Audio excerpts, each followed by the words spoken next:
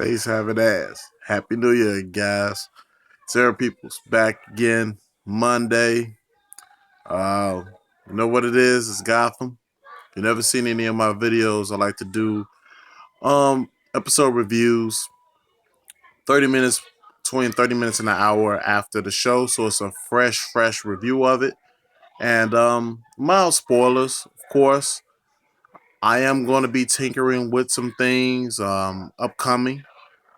It's going to be really interesting as far as the development of these videos. Try to make them in better quality. Of course, as you all know, I'm using this is a really bootleg version. Of course, I'm using my phone, but I just like talking about comics and science fiction and movies and all of that good stuff. And I'm happy to see a little update on my page. It's a public page, of course, and have almost 500 views of all of my videos, and that really means a lot to me because it means that people actually cared about what I had to say, and I would like a lot more feedback and a lot more conversation. But it's a young page. I'm just starting this, so I appreciate those who have subscribed, those who have checked out the video, and I hope you guys continue to promote me and do all of those good things and check out the videos. So let's go ahead and get into Gotham tonight. Of course, as you all know, Jim Gordon was re-registered to Arkham Asylum. And of course, this is a very young, raw version of Arkham Asylum, and several elements were introduced in tonight's episode, one being Dr. Leslie Tompkins. For those of you all who aren't familiar with Leslie Tompkins, she is a doctor in Gotham. She was a friend of Thomas Wayne, if I'm not mistaken, and she runs a free clinic in Gotham where um, good and bad people could come there and get medical attention. And she's a very interesting character, to say the least. So we're introduced to a very young version of her, a very hot version of her, might I add. But she's kind of, I don't know. It seems like there's more to her character than what she's leading on to. Um, so she meets Jim and she tells Jim that she admires him for what he's doing because he's standing up for what he believes in, and Jim is in limbo right now. He's basically a guard for lunatics, and the warden there, the director at Arkham right now, it's not like it's Jeremiah Arkham or anything like that. Um, he's a real prick, and I was hoping that he got his, and he does get his.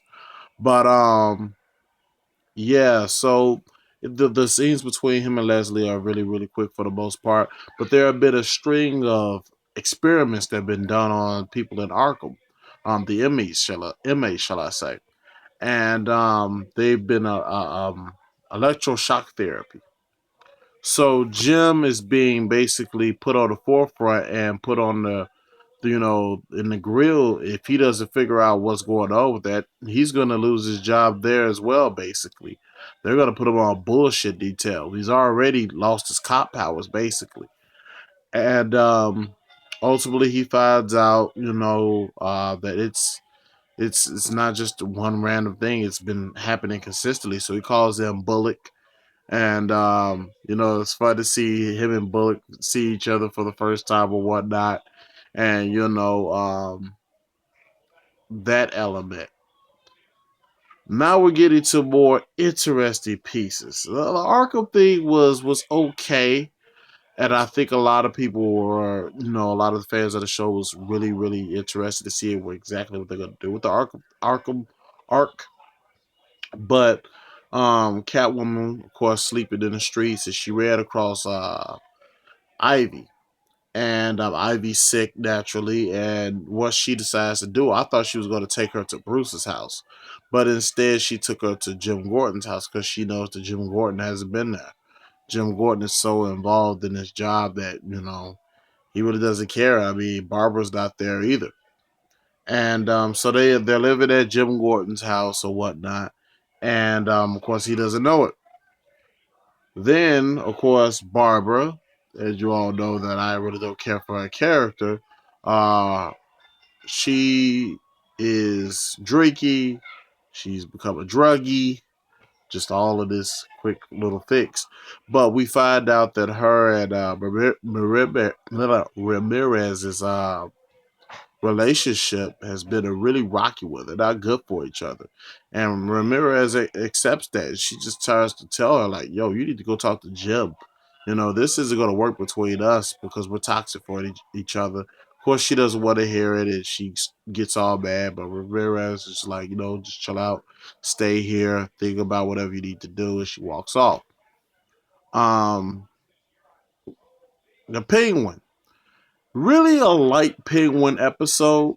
And when you guys see the episode, if you already didn't, we know that whenever the penguin gets pushed or someone pisses him off, now he's accepting the penguin name. Ironically, I was watching Batman Returns and he didn't want to be called Oswald Cobblepot until the whole mayor thing. And then once all of that hit the fan, I am the penguin. I am an animal.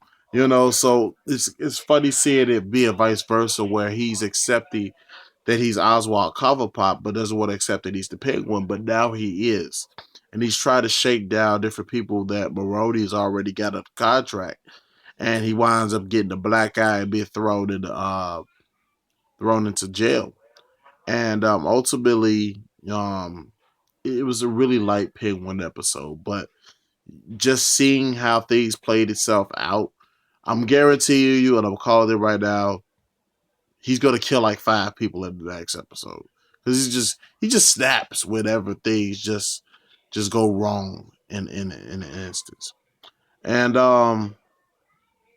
we ultimately find out what Fish Booty is trying to do. She's trying to consolidate more power around Falcone. And it's not just her and her lover that wants Falcone out. It's just like all of the pieces of the mob in Gotham just smell blood for whatever reason.